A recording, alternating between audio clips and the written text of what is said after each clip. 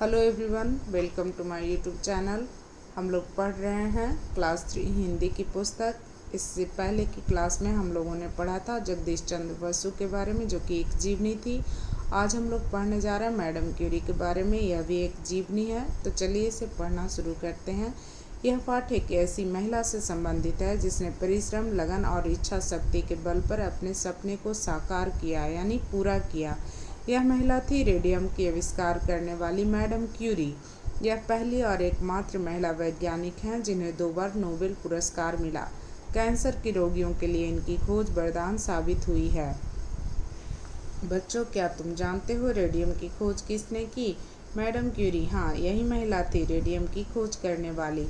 Madam Curie पहली महिला वैज्ञानिक थी जिन्हें 2 बार नोबेल पुरस्कार से सम्मानित किया गया। नोबेल पुरस्कार बहुत सारे क्षेत्र में दिया जाता है। मैडम क्यूरी को विज्ञान के क्षेत्र में मिला था। मैडम क्यूरी का जन्म 7 नवंबर 1867 ईस्वी को पोलैंड की राजधानी वार्सा में हुआ।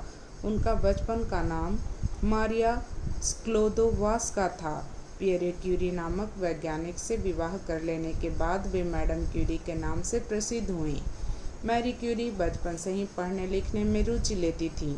उन्हें सारे विषय समान रूप से अच्छे लगते थे, किंतु विज्ञान उनका सबसे प्रिय विषय था। मैरी ने 16 वर्ष की आयु में 10वीं कक्षा उत्तीर्ण कर ली, यानी पास कर ली, जिसमें स्वर्ण पदक प्राप्त हुआ था, यानी गोल्ड मेडल लाई थी 10वीं कक्षा पास करके। मैरी की इच्छा विज्ञान में उच्च शिक्षा प्राप्त करने की थी, किंतु उस समय लड़कियों को विश्वविद्यालय जाने की अनुमति नहीं थी। मैरी के माता पिता के पास इतना धन भी नहीं था कि वे उसे पढ़ने के लिए विदेश भेज सके। मैरी एक दृढ़ निश्चयी छात्रा थी, यानी कि जो वो चाहती थी, जो वो करना चाहती थी, उसे वह पूरा करने वाली छात्रा थी। उन्होंने आया की नौकरी की, यानी मेड की नौकरी की, क्योंकि उसे पैसे चाहिए थे अपने सपने को पूरा करने के लिए। यानी आया की नौकरी की और अपनी आवश्यकता अनुसार धन एकत्र किया। 3 साल पश्चात वे विज्ञान पढ़ने पेरिस चली गई। मैरी की बहन पेरिस में पढ़ती थी। उसकी सहायता के लिए मैरी ने एक वकील के यहाँ नौकरी कर ली। वहीं वह विज्ञान की पुस्तकें पढ़ती रहती थी। उनका विवाह भौतिकी विज्ञानी पियरे क्यूरी से हुआ। दोनों पति पत्नी अपनी अनुसंधानशाला में दिन रात कार्यरत रहते, यानी कि शोध में वो लगे रहते। अनेक कठिनाइयों के बावजूद वे अपना अधिकतर धन अनुसंधान कार्य पर व्यय करते, यानी खर्च करते। उनके पास भोजन के लिए भी पर्याप्त धन नहीं बचता। उनकी अनुसंधानशाला एक खाली पड़ा गोदाम थी। पियरे और मैडम क्यूरी ऐसे अनुसंधान में लगे थे जिससे रात के अंधकार में भी चमकदार किरणें निकलती हों। 4 वर्षों के अथक प्रयास के बाद उन्हें सफलता मिली। उन्होंने रेडियम का आविष्कार कर लिया।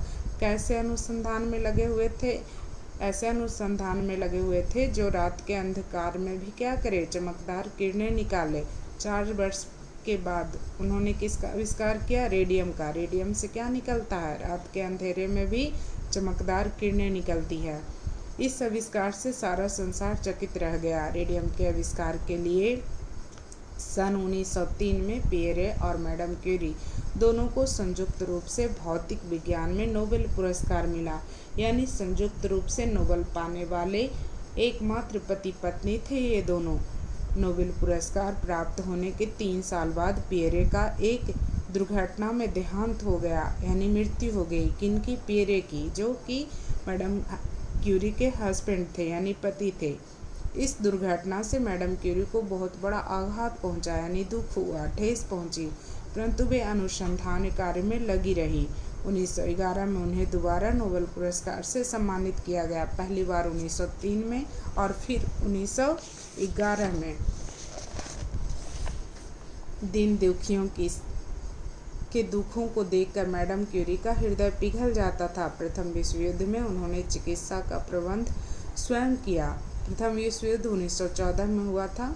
वे स्वयं घायलों की सेवा करती थी। रेडियम की चमक को लगातार देखने के कारण मैडम क्यूरी की आंखें खराब हो गईं।